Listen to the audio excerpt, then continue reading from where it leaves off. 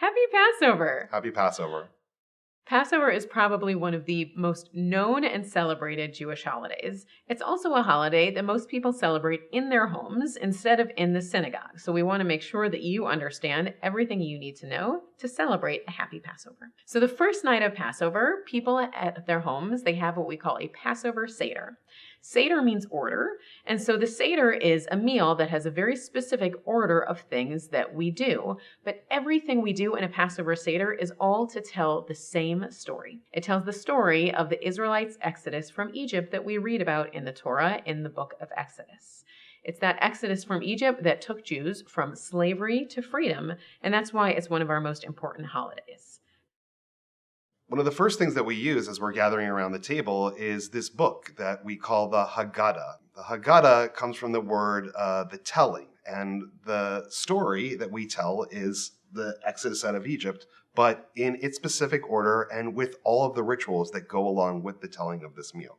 So we also have the Maxwell House Haggadah, which is one of the most traditional Haggadahs there is. It's a little bit funny because it comes from Maxwell House, but there are many people who grew up with this Haggadah in their home. Now there's so many different ways that you can get a Haggadah, which again is just a way to help lead you through the Seder. You can actually go online and you can create your own Haggadah, or there are many that you can go to any Jewish bookstore and purchase one yourself. There's a part in the Passover Seder that talks about the 10 plagues that struck the Egyptian people when Moses was trying to free the Israelites from slavery. We tell these in many different ways, and even though the plagues are obviously difficult and upsetting things, we like to make it a little bit fun because it's for kids. So we can even have finger puppets or other ways to be able to tell the story of the 10 plagues that finally caused Pharaoh to let Moses and the Israelites go. One of the things that we celebrate during the eating of the meal is the 4 questions. Rabbi Amy, do you remember the 4 questions? I do remember the 4 questions. The 4 questions is just one of the many ways that we tell this story. The questions ask things like, why is this night different from all other nights? Ma nishtana halayla hazeh. And we go through different explanations of the idea that on this night we eat certain foods, we sit in a different way. Of those symbolic foods, many of them can be found on our Seder plate. So this Seder plate has each of the different sacred foods that you're supposed to have on it. We have the shank bone, the bitter herbs, the charoset. Charoset is a dish usually made out of apples and nuts that's mixed together that's supposed to remind us of the mortar that was used between the bricks that the Israelite slaves had to build with. We have parsley, we have lettuce, and we have the egg. Each of these has a different role in the story of the Haggadah and the story of the telling of the Jewish people in their exodus from Egypt. One of the most important foods that you've probably heard of before is matzah. And when we talk about matzah at the Passover story, the idea is that when the Israelites were finally given the chance to flee from Egypt, they had to do so very, very quickly, and they did it so quickly that their bread did not have time to rise. So all they were left with was some very flat, unleavened bread. So because of that, not only do we eat matzah at our Passover Seder, but for the entirety of the holiday of Passover, we are not allowed to eat anything with leavening in it. But also the idea that leavening makes you puffed up.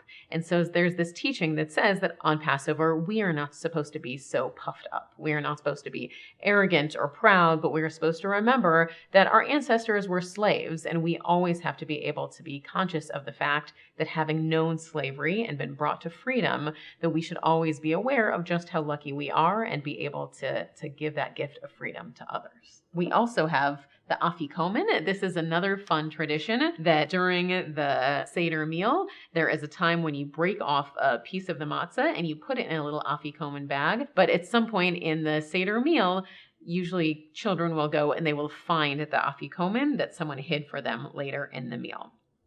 There's a really magical and wondrous aspect of the holiday meal, and that is the cup of Elijah. Now, this cup is a silver cup, although when I was growing up, we had a glass cup. And what I liked to do was sit at the Passover table and see if Elijah would come and visit us.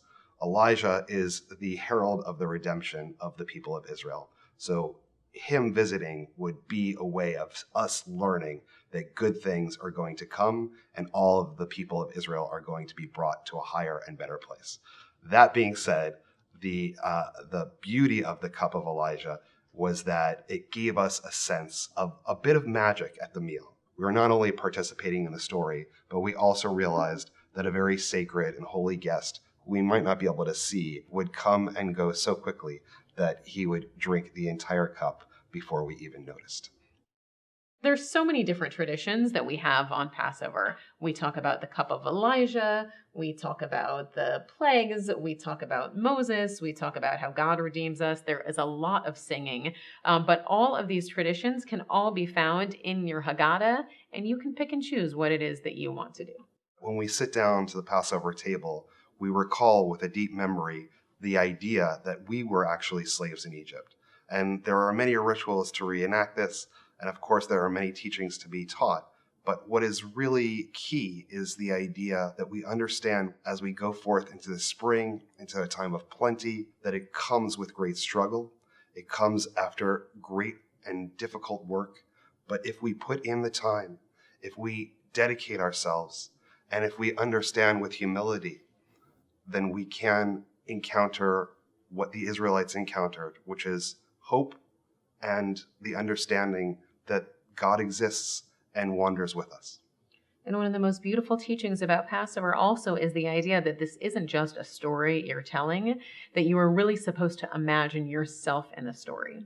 So one of the teachings that we always say, it says, B'chol dor vador, chayav adam li'arot et atzmo ki'ilu hu yatsa miMitzrayim, which means that in every generation, each person has to see themselves as if they were actually the ones that came out of Egypt. And so that's why we do all of these different traditions to make sure that whether you learn best through singing or through eating or through storytelling or through puppets, that you understand this story and can feel it yourself. For more information, visit our website.